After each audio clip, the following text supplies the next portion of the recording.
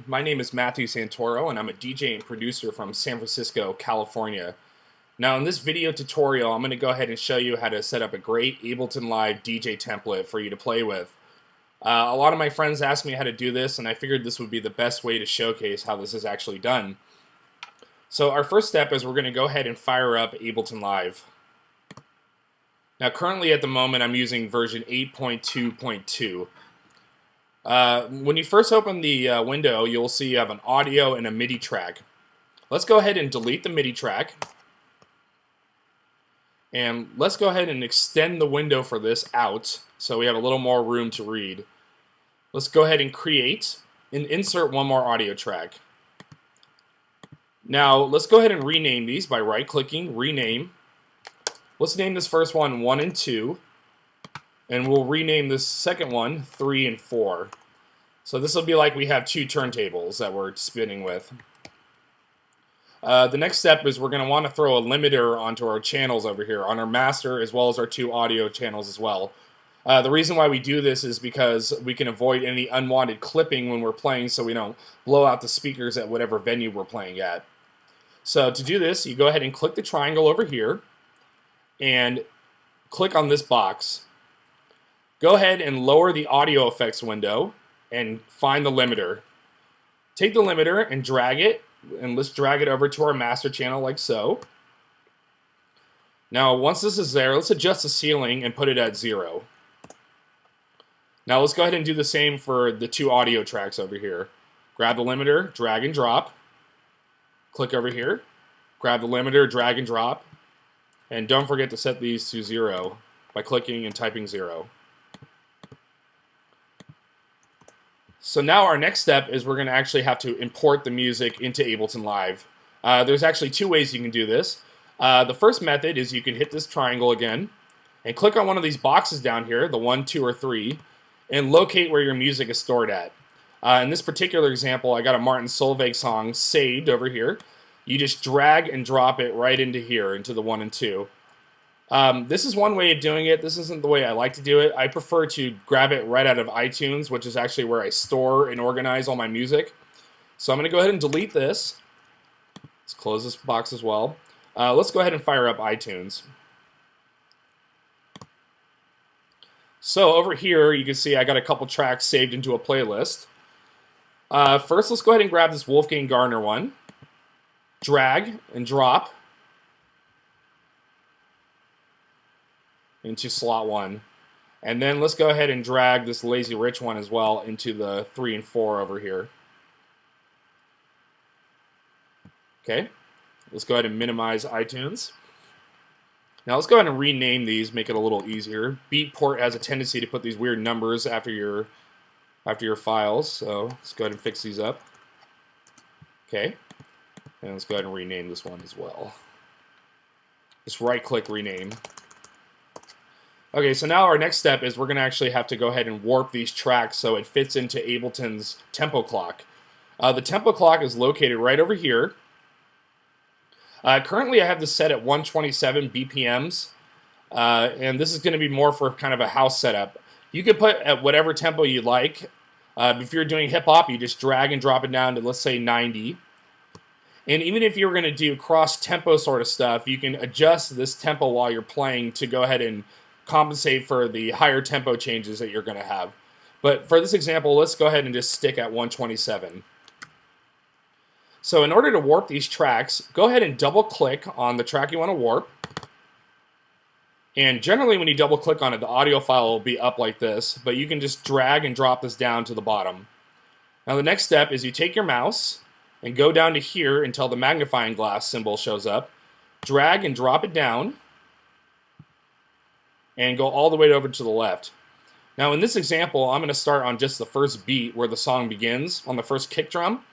You can start anywhere you like. This is essentially setting up a cue point, but just for tutorial sakes, I'm going to go ahead and start from here. Go ahead and right-click and press Set 1-1 here. Right-click one more time and type Warp from here. Okay, now let's go ahead and bring this audio back to normal here. Now let's go ahead and click on the second one we want to warp, which is this one, the Lazy Rich song. Put your mouse down until you get the magnifying glass. Drag and drop down again. Go over to the left and find your first kick drum. Go ahead and right click and press set 1-1 here. Right click one more time and press warp from here. Now these two tracks are going to be warped up exactly with each other and can be played at the same time and will be played in timing with each other.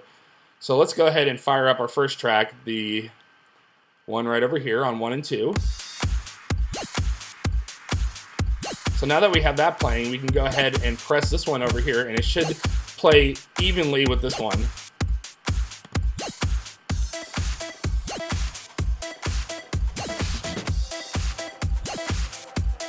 Excellent. So that's the way you warp up two tracks to play with each other perfectly. Now the next step we're going to do is we're going to go ahead and add some effects to these to give you a little bit more creativity when it comes to DJing.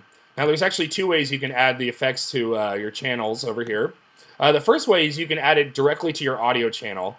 Now to switch views from your audio file to your effects, press Shift and Tab. And that will take you right over to where your effects are. Go ahead and grab the triangle over here again and click on this box and click on audio effects. Now for this example, I'm just going to use a reverb and a delay. Click down to the reverb, find one that you like, click the box. There's one that I especially like using. It's called this long tail right here. And you can just drag and drop this right into the audio channel right here. So now when I'm playing this track over here, I will have a reverb effect. Now that's one way of doing it. There's a much better way of doing it, which is to set up a send and return channel. So let's go ahead and delete this reverb we just added, and let's go over to our send and returns, which are going to be right over here. Click the R button, and you'll see two return channels have come up. Now let's go ahead and grab a delay, drag and drop it over into this first return channel. Now we have it set up so we have a delay over here, and then we can send it to any one of these channels that we're going to potentially put up. Go ahead and press the S button over here, and you'll see that these two knobs have come up. So now when I'm playing this track right here, I can now press the A over here, the knob, and now we have a delay effect that has been applied to this. Let's go over to the reverb and grab that same long tail one again. Drag and drop it into B. And now you'll see, let me adjust the dry wet here. Now you'll see I'll have an effect over here for reverb.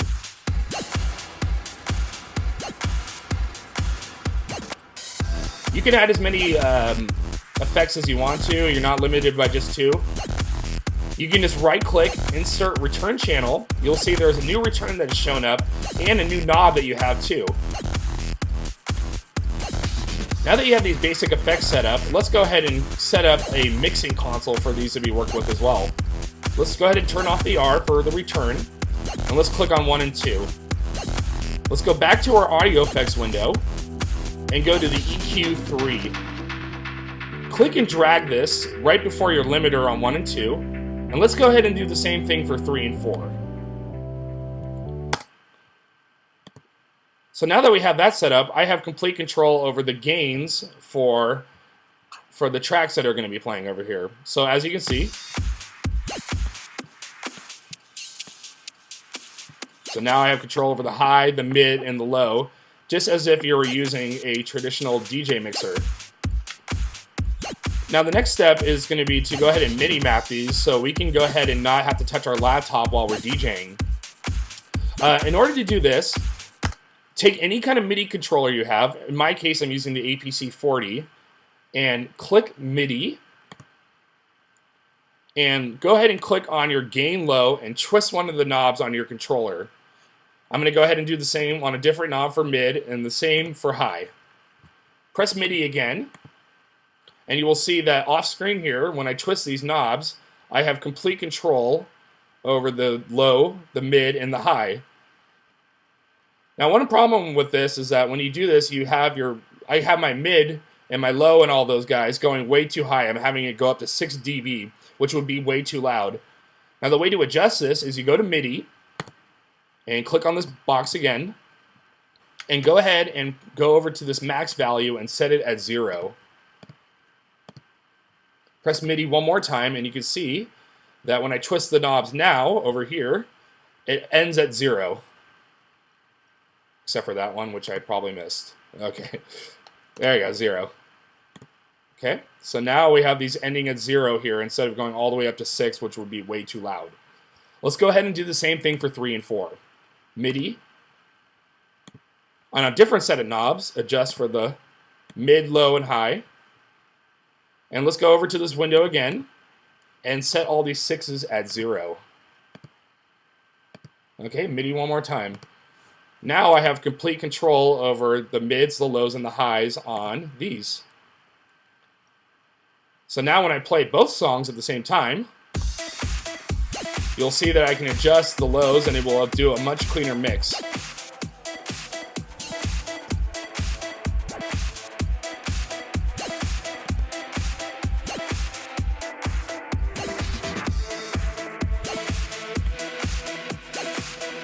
You can also go ahead and MIDI map your 2 send and return functions as well. So on a different set of knobs, I'm going to set these over here for my delay and reverb. So now when I'm playing the tracks over here, let's turn this one off. I'll have control over my delay and my reverb as well. So now we can have a nice hands-free environment where we'd never have to touch our laptop and then we are just using it on our controller.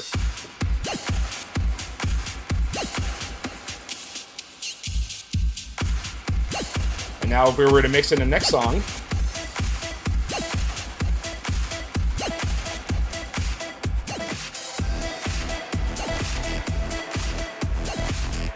excellent. So that is a great way to have control over your 2 decks. Now another fun thing that I like to do is I would like to add a loops channel where I can have a continuous set of loops playing over my tracks, and essentially I'm doing live mashups. So let's go ahead and create, insert audio track, and let's go ahead and call this one loops. So there's a loop that I particularly like to use. I steal a part out of a Skrillex song, so let's go ahead and fire up iTunes again. And right here I got my Break in a Sweat by Skrillex and the Doors. So let's grab this and drag it over to our loop section. Okay. Now that that's done, let's go ahead and rename this. Okay. Great. Now that we have that, let's go ahead and find... Sorry, let me adjust my audio here. Now let's go ahead and find the loop that we want to steal out of this. Let's go ahead and grab the magnifying glass and pull it down. And I think where the part starts where I want, sorry, let's go and put this back up again, is somewhere over here. Okay, and I believe it starts right there. So set 1-1 here, and let's go ahead and warp from here. Now the way that you can loop this is you go over to this box right here and you click this little icon, this little squiggly line. Once that comes up, you'll have a loop section over here. Click loop and go to the position and press 1, 1, 1. And then let's go ahead and make this an 8-bar loop. So set it on 8. Make sure that this is pulled back as well because sometimes it doesn't line up. And you'll see where the box begins. So I'm going to go ahead and solo this so you can hear it. And now we should have a perfect loop that we can play in the background when we're playing our songs.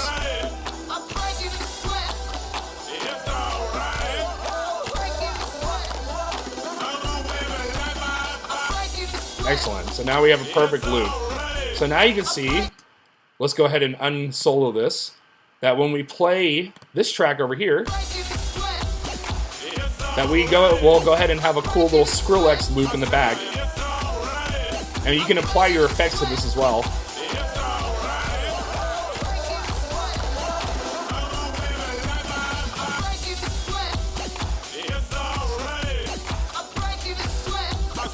And then you can go ahead and add other tracks in as well.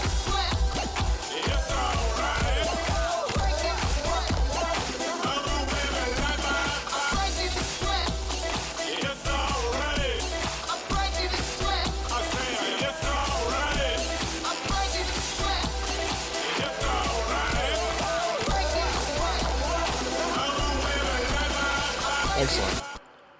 So now you can see how you can bring loops in and add a function for those as well for your DJ set. For the loops part, let's go ahead and throw a limiter on here as well. Forgot to do that. So drag and drop your limiter, set it 0. Now another thing I like to do with my loops as well is I'll go to the EQ3 again, drag and drop before the limiter, and I like to kill out any bass over here because I already have enough low end going on the songs that I'll be playing. But as you'll see, it'll still sound great and it won't conflict with the other songs so much.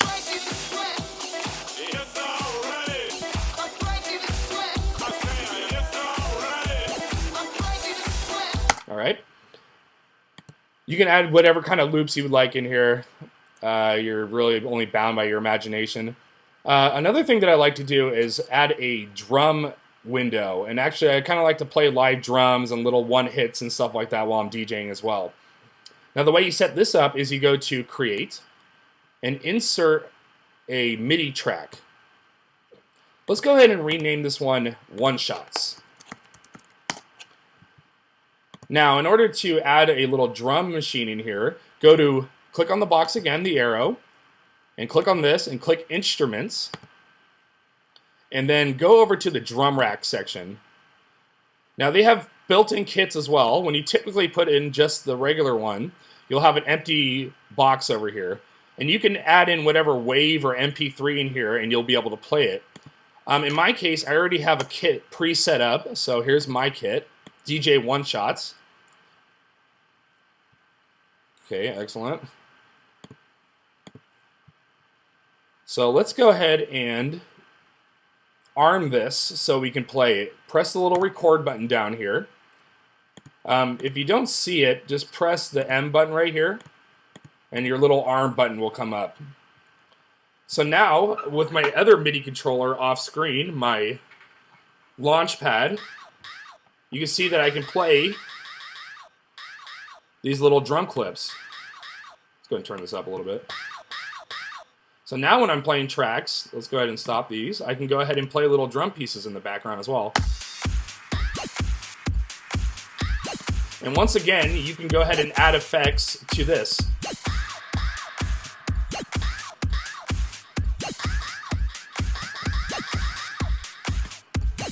Reverb. Then go ahead and add your loop in as well.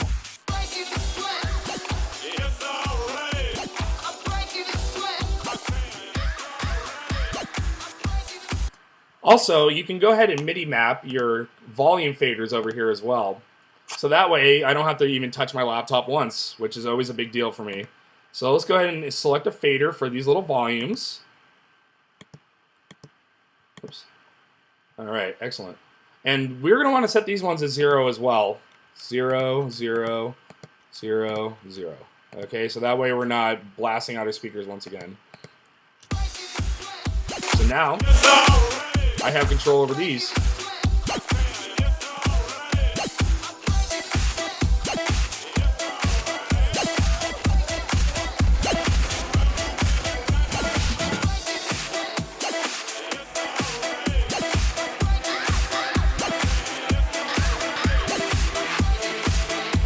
So this is a great beginning setup for you to be able to DJ with Ableton Live. And once you get this kind of basics down, you can add whatever you like to it.